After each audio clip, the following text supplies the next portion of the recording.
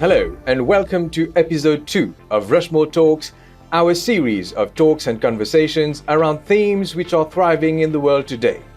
We have with us in Rushmore Studios Kiran Pentia, who is a lecturer in hospitality and tourism at Rushmore Business School, to have a chat about what's happening in the hospitality and tourism sector in Mauritius and around the world. Kiran, hi, how are you? Hi Jivesh, I'm fine, thank you. And how are you? Kiran, thank you very much for joining us. Now, we have been talking about it for a while, the tourism sector, with what has happened with the pandemic and the changes in the industry. Kiran, with your experience and your expertise, what can hotels do today to remain competitive in this ever-evolving market environment that we have in Mauritius and around the world? Well, Jivesh, to be fair, right now there's a few key strategies that these hotels can use. One of the main strategies is, of course, right now focusing on a unique brand, a unique selling point of the hotel. So, of course, providing something that customers will not get anywhere else except from their organization. So, hotels can make use of that unique selling point that they have. Next, they should also focus a lot on offering healthy lifestyle options, having spa facilities, fitness facilities, improving or upgrading their existing ones. Travelers nowadays, they want to be health conscious when they travel. They want to ensure that if they're going on vacation, they shouldn't put on a few pounds, and they want to remain fit. So organizations, especially hotels in the industry, they must focus on this right now. And lastly, one of the things that it is particularly growing elsewhere is data analytics. So data analytics here in this possible scenario is using data to be able to control the amount of resources that is being spent by the hotel itself.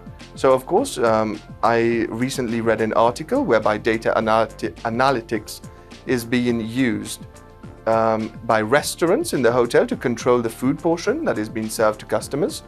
So it is a great way to save cost and especially not waste food, especially given that times are pretty hard right now. So that's some of the strategies that hotels can use to remain competitive nowadays. So that's very interesting. When you talk about data analytics, I'm sure you also mean the use of artificial intelligence. Of course. In the hotel industry. Yes. I'm sure that all of those who have been traveling around the world have been able to identify yourselves in what has just been shared. I have certainly identified myself when he mentioned getting a few more pounds. So, my next question for you, Kiran, will be a very personal opinion, if I can say. According to you, what is the future of tourism and hospitality post-COVID-19? Well, Jivesh, to be fair, I believe that the future now remains in a three-stage plan. So the future, we have to look at it from a short-term perspective, from a medium-term perspective, and of course, from a long-term perspective. So for the short-term, post-COVID, organizations, especially hotels, they need to be able to focus on digitalization and building trust once again with their customers. So how they can do that? It's by being present on social media, sharing with their customers that they are still here, they're still operating, and of course helping them to build trust once again towards traveling. Of course, ensuring that they're adhering to all the safety protocols that is being impacted by the governments. For the medium-term basis, I believe that we need to move towards a more sustainable approach towards tourism. And of course, we have to realize the different impacts that we're having when we're traveling. So we need to build a more resilient kind of tourism across the world. And then, of course, in the long range, finally, I believe that the tourism industry could benefit much more from building better relationships amongst countries. So building this better relationship will ensure that there is clear information which is being provided to travelers, and of course it will help eliminate all uncertain risks that may come along with tourism.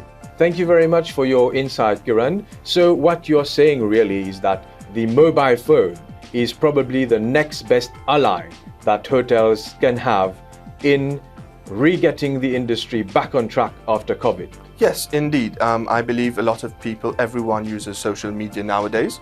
So it is a great way to make customers aware that they're still here, they're still surviving, and of course that they're going to be back stronger, better than before. Thank you very much for your insights and comments, Kiran. This concludes episode 2 of Rushmore Talks on tourism and hospitality. Until we meet again, I wish you all the best and see you soon. Rushmore Business School. Re-engineering your future.